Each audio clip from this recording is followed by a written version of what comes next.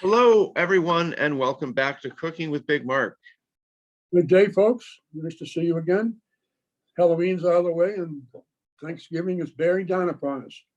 So today we're going to have some thoughts about Thanksgiving and some of the traditions that could go on with it. Thanksgiving really goes back to, it's an American holiday. It goes back to conventional Congress, the Continental Congress decided that people should have a day to be thankful for everything that they were done to get them to the point they were in our early government.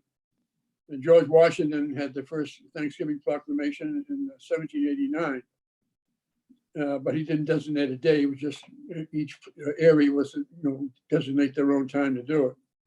1827, Sarah Hale, who was an author and writer of nursery rhymes. Matter of fact, the famous Mary Had Little Lamb is her creation.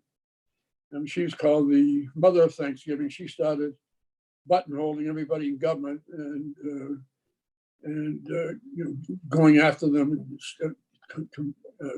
asking for the holiday to be a national thing. This went on for a while, and finally, in the middle of the Civil War, Abraham Lincoln declared it a national holiday to occur on the fourth Thursday of November. So that's a little bit of the background of it. So today what I'm going to talk about a couple of sort of comedic lines, little old jokes that I've told over the years. The first one is that you hear about it took Kim Kardashian 6 days to stuff her turkey. And the person said, "How?" Because she was doing it through the beak. Stuffing. The other one is, why are cranberries red? The other one, because they saw the turkey dressing. Oh, that's a good one. I forgot about that one. So those are the two things I'm going to talk about today: is stuffing and dressing. What's the difference and why they are called what they are? Before you start, do you remember Norma's joke about the boy who picked up the rug? No. And why did the boy pick up the corner of the rug? So he could see the floor show? No, I didn't remember that one. Probably just as well. Sorry, go ahead. Anyway, Merriam-Webster defines stuffing as a mixture of breadcrumbs, vegetables, spices, and herbs turned together to stuff into a turkey, other fowl, peppers, and other stuffable items. And it defines dressing as really the same ingredients practically, but the big difference is that it dressed up the turkey, not in it. It was outside as dressing, extra things. So stuffing is in turkey, dressing is outside the turkey. Dressing is a term more prevalently used in the South. And a lot of it was, I think it was a little bit dressing. They did a lot of, instead of bread, they used a lot of cornbread in their stuffing. So I actually use cornbread in mine as well. My stuffing is a traditional one of, I happen to use right now the olive oil, rosemary, ciabatta loaf from our local Stop and Shop, and vegetables. And I have Jimmy Dean sausage I add to it. They used to have a sage sausage, but they don't have it anymore. That used to be great with it. And the other part of it is Bell's seasoning, and that's a very New England thing. But I've been raised on that, and the young people nowadays are really getting much more au naturel with it, using fresh sage and fresh rosemary at time, or what other herbs they like. But I'm sort of hooked onto or addicted to the old Bell seasoning, which is a plant actually that is in Everett, Mass, about 4 or 5 miles from here. So that's the stuffing, and I think the reason I like it as opposed to the dressing is that stuffing sits inside there, and it's being sort of, all the juices of the turkey while it's cooking are seeping down through it and flavor it and give it a consistency and moisture that I really like. I think one of the reasons a lot of people stopped stuffing turkeys were they were getting scared of getting botulism, and how that would happen would be the next day when they go to heat the turkey up again, the stuffing, by the time the heat got from the outside of the turkey into the stuffing, because of the density, or reheating it to start with, maybe cooking it the day before and reheating it to serve, you go through that temperate zone, and that's when the bacteria builds up and you get problems. Yeah, So, anyone who's done a sanitation class knows about the danger zone. yeah, right. So that danger zone is what they want to avoid, so they sort of take it out. But anybody knows what they're doing, shouldn't be a problem. Once you cook the turkey, you can't reheat it in this way. Separate parts, yes, but not that. So that's the main thing about turkey. Then another interesting thing about it, what are the most favorite sides for turkey? Well, mashed potato leads the list. Stuffing and or dressing is second. Mac and cheese, surprisingly, is third, and that's because an awful lot of kids at the dinner table love the mac and cheese, and they get used to it, and a lot of adults do as well, especially those on diets who never dare touch it the rest of the year, but on Thanksgiving they can, indulge themselves.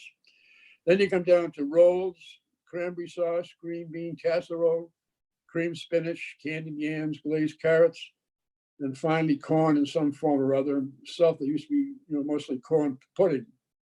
So how those dishes will vary depends on where in the country you live and what your family's preferences are. The other big thing about Thanksgiving is it's now become, and has for a while become America's favorite holiday. And there are a lot of reasons for it. First of all, it's the great food.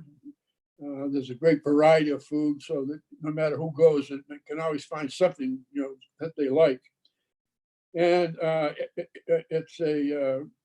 it starts at the holiday season, gets underway with Thanksgiving. You got the Macy's Day Parade, you got the National Dog Show, you got tons of football, and always tons of leftovers to keep people full, generally for the next couple of days.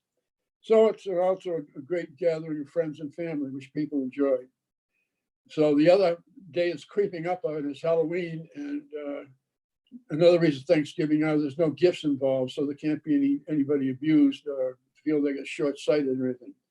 However, Halloween's coming up, and the reason they say that is because it doesn't involve family. So you can take those notions either way you want to do it. Anyway, it's almost upon us.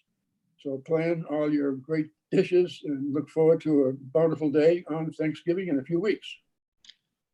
All right, last year for our Thanksgiving episode, Dad focused on COVID, I guess, precautions around the Thanksgiving meal, and I talked about wines from the Loire for Thanksgiving. But to not be repetitive, I'm going to talk about some other suggestions for your Thanksgiving table. Sparkling wine, that's a lovely way to get the feast started. Usually one glass suffices. I don't find that sparkling wine always agrees with me the next day, but think about you could do a great cava, you could do prosecco, and if you're just going to buy a couple of bottles, you could get some champagne. Thinking about wines to actually accompany the meal, Riesling is a great choice, either off dry or dry. It has that acidity that's going to pair well with the richer foods. Also, Gruner Veltliner is a Thanksgiving favorite of mine, and that has that body that a Chardonnay would have, but it also has the really delightful acidity. And you certainly do Chardonnay as well. Any of your richer whites, Ferment is actually a great Thanksgiving wine. That's better known as one of the grapes in Tokaj, the famous Hungarian dessert wine. And if you're thinking about reds, you want to go a little bit lighter because you're not doing, steak or game. Turkey is a domesticated bird. So a lighter style of red, but with acidity, is your perfect choice. And to my mind, with apologies to my friend Jen, who does not care for it, Cru Beaujolais is the way I would go. And that's the world really got to know Beaujolais through the Beaujolais Nouveau campaign. And that was, sort of adjacent to swill, but good quality Beaujolais that's grown seriously is a perfect Thanksgiving red. You get some real nice fruitiness, but it's acidity that really makes it a star. And it's really you could use it in place of Pinot Noir. You could do both. Some folks maybe do some Cru Beaujolais, from Fleury or Moulin au Vent or Morgon, as well as some Oregon Pinot Noirs. And so everyone gets a little something that they like. And I do think it's important to remember, if you do have an affinity or a penchant for wine, that Thanksgiving is not a show-off occasion. So if you know that your aunt likes Franzia, you're gonna go to the store and buy her some, because it's about being together and sharing traditions.